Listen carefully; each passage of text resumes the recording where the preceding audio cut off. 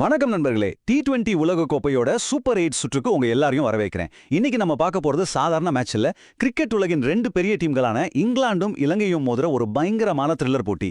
இது அரையிறுதிக்கான ஒரு யுத்தம்னு கூட சொல்லலாம். வாங்க இந்த மேட்சை பத்தி முழுசா அலசலாம். நம்மளோட முதல் கேள்வியே இதுதான். இந்த மெகா T20 த்ரில்லர்ல ஜெயிக்க போறது யாரு? இங்கிலாண்டோட அனுபவமா இல்ல ஸ்ரீலங்காவோட இளமை பட்டாளமா? உங்க கணிப்பு என்னன்னு உடனே கமெண்ட்ல சொல்லுங்க. இது மாதிரி செம்ம இன்ட்ரெஸ்டிங்கான போட்டி அலசல்களை மிஸ் பண்ணாம பார்க்கணும்னா மறக்காம நம்ம சேனலுக்கு சப்ஸ்கிரைப் பண்ணிடுங்க. மேட்ச் நம்பர் 42 இலங்கையில் இருக்கிற அழகான பல்லைக்கல்ல இன்டர்நேஷனல் கிரிக்கெட் ஸ்டேடியம்ல தான் இந்த ஆட்டம் நடக்க போகுது. ரெண்டு டீமுக்குமே இது ஒரு வாழ்வா சாவா போட்டி. இந்த சூப்பர் 8 மேட்ச்ல ஜெயிக்கிறவங்களுக்கு தான் வேர்ல்ட் கப் கனவு உயிரோட இருக்கும். அதனால இங்க சண்டைக்கு பஞ்சமே இருக்காது. சரி, இந்த சூப்பர் 8 ஸ்டேஜுக்கு வரதுக்கு முன்னாடி இந்த ரெண்டு டீமோட பயணம் எப்படி இருந்துச்சு, அவங்க எப்படி குரூப் ஸ்டேஜை தாண்டி இங்க வரைக்கும் வந்திருக்காங்கன்னு ஒரு சின்ன ரீகேப் பாத்திரலாம் வாங்க. ரெண்டு டீமோட பயணமும் கொஞ்சம் வித்தியாசமானது தான். இங்கிலாந்து பாத்தீங்கன்னா ஆரம்பத்துல கொஞ்சம் தடுமாறினாங்க. ஆனா அதுக்கப்புறம் பேக் டு பேக் 3 மேட்ச் ஜெயிச்சு கம்பீரமா உள்ள வந்திருக்காங்க.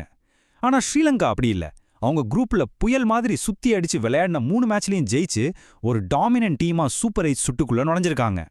அடுத்து நாம கொஞ்சம் வரலாற்றுல திரும்பி பார்க்கலாம். இதுக்கு முன்னாடி இந்த ரெண்டு டீமும் நேருக்கு நேர் மோதினப்போ என்ன நடந்தது, கடந்த கால ரெக்கார்ட்ஸ் எல்லாம் இந்த மேட்சோட ரிசல்ட்டை தீர்மானிக்குமா? இது ஒரு $1 மில்லியன் கேள்வி இல்லையா? வாங்க பார்க்கலாம். இதுவரைக்கும் T20 போட்டிகள்ல ஸ்ரீலங்காவுக்கு எதிரா இங்கிலாந்து ஜெயிச்ச மேட்சோட எண்ணிக்கை 13. ஆமாங்க, 13 முறை இங்கிலாந்து ஜெயிச்சிருக்கு. இதுவே அவங்க எந்த அளவுக்கு ஆதிக்கம் செலுத்திருக்காங்கன்னு காட்டுது. ஆனா அதே சமயத்துல ஸ்ரீலங்கா ஜெயிச்ச போட்டிகளோட எண்ணிக்கை வெறும் 4 தான். இந்த ரெண்டு நம்பரையும் ஒப்பிட்டு பார்க்கும்போதே வரலாறு யாருக்கு சாதகமா இருக்குன்னு உங்களுக்கே தெளிவா புரியும். இந்த டேபிள்ல பாத்தீங்கன்னா உங்களுக்கு முழு கதையும் புரியும். மொத்தம் விளையாடின 17 மேட்ச்ல இங்கிலாந்து 13 வெற்றிகளோட ரொம்ப தெளிவா ஆதிக்கம் செலுத்தியிருக்காங்க. இது கண்டிப்பா இங்கிலாந்து டீமுக்கு களத்துல ஒரு மனரீதியான பலத்தை கொடுக்கும். வரலாறு ஒரு பக்கம் இருக்கட்டும், ஆனா ஒவ்வொரு மேட்சும் ஒரு புது கதை. இப்போ இந்த மேட்சோட போக்கே மாத்தக்கூடிய திறமையுள்ள நட்சத்திர வீரர்கள் யாருன்னு நாம பார்க்கலாம். முதல்ல ஸ்ரீலங்காவோட ரன் மெஷின், அதிரடி ஓபனர் பதும் நிசங்கா. இவர் மட்டும் கிரீஸ்ல நின்னுட்டாருன்னா ஆட்டத்தோட ரிசல்ட்டே மாறிடும். இந்த டோர்னமெண்ட்ல நிசங்கா செம்ம ஃபார்ம்ல இருக்காருங்க. ரன் அடிச்சவங்க லிஸ்ட்ல 2வது இடத்துல இருக்காரு. வெறும் 4 இன்னிங்ஸ்ல 199 ரன்ஸ் குவிச்சிருக்காரு. இதுல ஆஸ்திரேலியாவுக்கு எதிரா ஒரு மிரட்டலான செஞ்சுரியும் அடங்கும். இவர் நிச்சயம் இங்கிலாந்து பவுலர்ஸ்க்கு ஒரு பெரிய தலைவலியா இருப்பாரு. அடுத்ததா இங்கிலாந்து டீமோட பவுலிங் அஸ்திரம் ஜேமி ஓவர்டன். இவரோட வேகம் துல்லியம் ரெண்டும் சேர்ந்து எதிரணி பேட்ஸ்மேன்களை திணறடிக்க போதுமானது. இங்கிலாந்து பவுலிங் அட்டாக்கோட முதுகெலும்பே இவர்தான். இந்த டோர்னமெண்ட்ல ஓவர்டன் ரொம்பவே சூப்பரா பந்து வீச்சிருக்காரு. விளையாடின 3 மேட்ச்ல 6 முக்கியமான விக்கெட்டுகளை வீழ்த்தியிருக்காரு. அதோட முக்கியம், ஒரு ஓவருக்கு வெறும் 6.16 ரன்கள் தான் கொடுத்திருக்காரு. இது T20 கிரிக்கெட்ல ஒரு அற்புதமான எக்கனாமி ரேட். இது இங்கிலாந்துக்கு ஒரு பெரிய பிளஸ். சரி, பிளேயர்ஸோட பலம் பார்த்தாச்சு, வரலாற்று புள்ளி விவரங்களையும் அலசியாச்சு. இப்போ நாம இந்த அலசலோட முக்கியமான கட்டத்துக்கு வந்திருக்கோம்.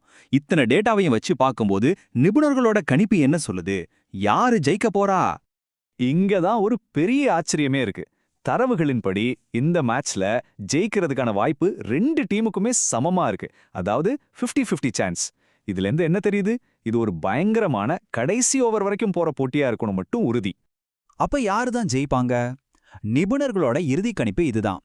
பேப்பர்ல யார் பலமான டீமுங்கிறத விட யார் டாஸ் ஜெயிச்சு முதல்ல பந்து வீசுறாங்களோ அவங்களுக்கு தான் ஜெயிக்கிற வாய்ப்பு ரொம்ப அதிகம். ஏன்னா பல்லைக்கல மைதானத்துல பனிப்பொழிவு ஒரு முக்கியமான பங்கு வகிக்கும். அதனால இந்த மேட்ச்ல டாஸ் தான் கேம் சேஞ்சரா இருக்க போகுது. சரி, இப்போ உங்க முறை. நீங்க யாருக்கு சப்போர்ட் பண்றீங்க? உங்களுக்கு பிடிச்ச டீம் எது? நீங்க இங்கிலாந்து ரசிகரா இல்ல ஸ்ரீலங்கா ரசிகரா? மறக்காம கீழே கமெண்ட்ல சொல்லுங்க. இந்த அலசல் உங்களுக்கு பிடிச்சிருக்கும்னு நம்புறேன். சீக்கிரமே இன்னொரு சுவாரஸ்யமான பகுப்பாய்வுல சந்திக்கலாம். நன்றி.